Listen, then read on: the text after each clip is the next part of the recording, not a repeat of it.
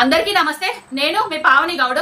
నేను ఈ వీడియో చేయడానికి గల ముఖ్య కారణం, గత 2 రోజుల నుంచి కొంతమంది చిల్లరగాళ్ళు నన్ను ట్రోల్ చేసుకుంటా బాపు కేసీఆర్ గారు అన్నదాన్ని రాక్షసానందం పొందుకుంటా పోస్టులు పెడుతున్నారు, కామెంట్లు పెడుతున్నారు. వాళ్ళకి సమాధానం చెప్పడానికి మాత్రమే నేను ఈ వీడియో తీస్తున్నా. అరే చిల్లరగాళ్ళారా, గత 10 ఏళ్ల నుంచి కేసీఆర్ గారి ప్రభుత్వంలో రైతన్నలు ఎంత ఆనందంగా ఉన్నారో, ఎంత అభివృద్ధి చెందిందో చూపించిన బాపు కేసీఆర్ గారని.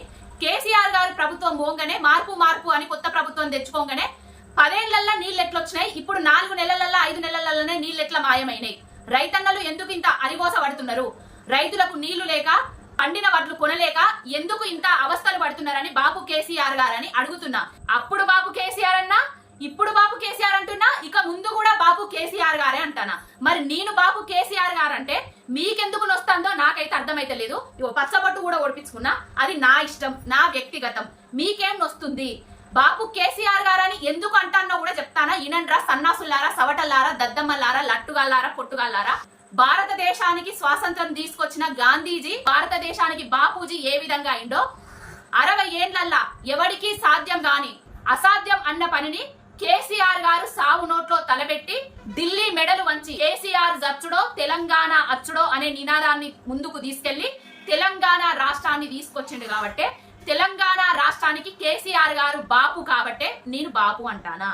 నేను అనడం వల్ల మీకేం నొత్తుంది రాబాయ్? ఒక అమ్మాయిని పట్టుకొని ఈ విధంగా ట్రోల్ చేసుడు సమంజసమేనా?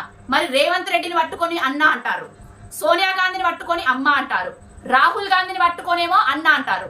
మరి నీ అయ్యకు, నీ అబ్బకు, మీ అబ్బలకే పుట్టిండా? నేను అడుగుతున్న సమాధానం.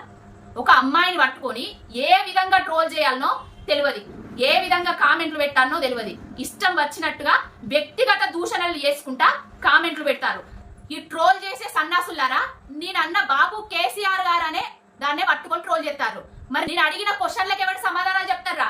డిసెంబర్ 9వ తారీఖు నేను వస్తా, రుణం మాఫీ చేస్తా, డిసెంబర్ 9వ తారీఖు నేను వస్తా, 2000 ఉన్నదాన్ని పెన్షన్ 4000 చేస్తా, డిసెంబర్ 9వ తారీఖు నేను వస్తా, రైతు బంధు, రైతు భరోసా ఇస్తా, డిసెంబర్ 9వ తారీఖు నేను వస్తా, కళ్యాణ లక్ష్మిలో తులం బంగారం ఇస్తా అని చెప్పిండు. మరి అభివృద్ధి కూడా ప్రశ్నిస్తారే కదా. మరి ఇవన్నీ మీరు ఎందుకు సమాధానాలు చెప్పలేకపోతున్నారు? ఏమన్నంటే పిచ్చి డ్రామాలు, పిచ్చి పోస్టులు, పిచ్చి కామెంట్లు. ఇదే నన్ననే ఒక్కొక్క మాట, ఒక్కొక్క బూతు మీ ఇంట్లో కంపల్సరిగా జరుగుతుంది. మీ అబ్బని చూసుకోర్రి, మీ బిడ్డలను చూసుకోర్రి. నన్ను కామెంట్లు పెట్టే ముందట మీ ఇంట్లున్న ఆడోళ్లను చూసి కామెంట్లు పెట్టుర్రి. నా ఇష్టం రా భయ్, నేను ప్రశ్నిస్తా, సమాధానం చెప్పుండ్రి. నన్నేదో ట్రోల్ చేస్తున్నారని, వ్యక్తిగతంగా దూషణలు చేస్తున్నారని, నన్ను తిడుతున్నారని ఇక్కడితోటి ఆగేదాన్ని కాదురా భయ్. నేను తెలంగాణ ఉద్యమకారుని బిడ్డను, బాపు కేసీఆర్ గారి సైనికురాల్ని. మిమ్మల్ని ఎప్పుడు ప్రశ్నించుడే. మీ 6 గ్యారంటీలు, 420 హామీలు తెలంగాణ ప్రజలకు నెరవేర్చేదాకా ఎప్పటికీ కడిగి పారేసే మిమ్మల్ని, ఎప్పటికీ అడుగుడే, ఎప్పటికీ ప్రశ్నించుడే. ఇక్కడితోటి వదిలేది కాదు బిడ్డ. వ్యక్తిగతంగా దూషణ చేసుడు బంద్ చేయర్రి.